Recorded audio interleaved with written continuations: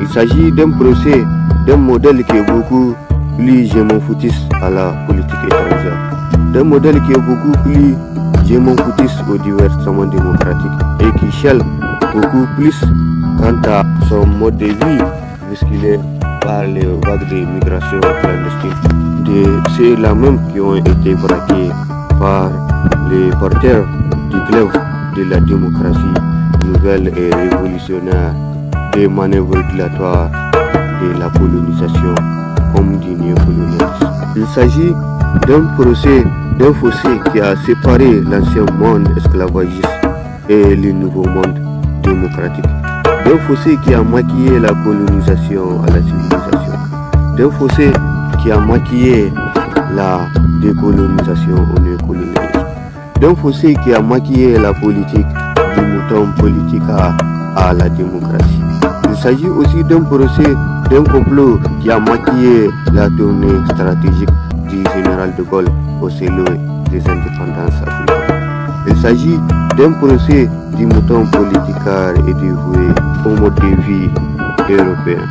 des moutons merdés et prostitués au néocolonialisme français et européen, des moutons dévoués et descendants des moutons qui se sont agenouillés face au général de Gaulle au selo des indépendances de l'Afrique occidentale française. Il s'agit d'un procès d'une union à moitié couronnée de succès en Afrique, c'est-à-dire de l'Union africaine, à vocation divergente et qui mène tout droit au club des moutons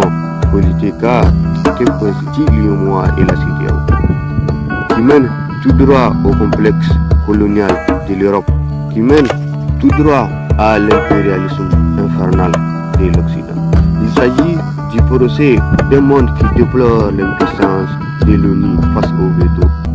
d'un monde qui déplore la ruse de l'Occident face à l'Afrique, d'un monde qui déplore la condescendance d'un pays dit de la liberté.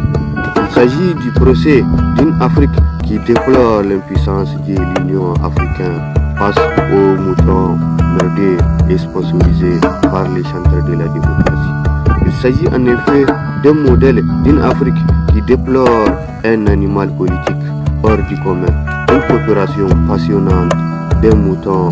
démocrate qui n'hésite pas à faire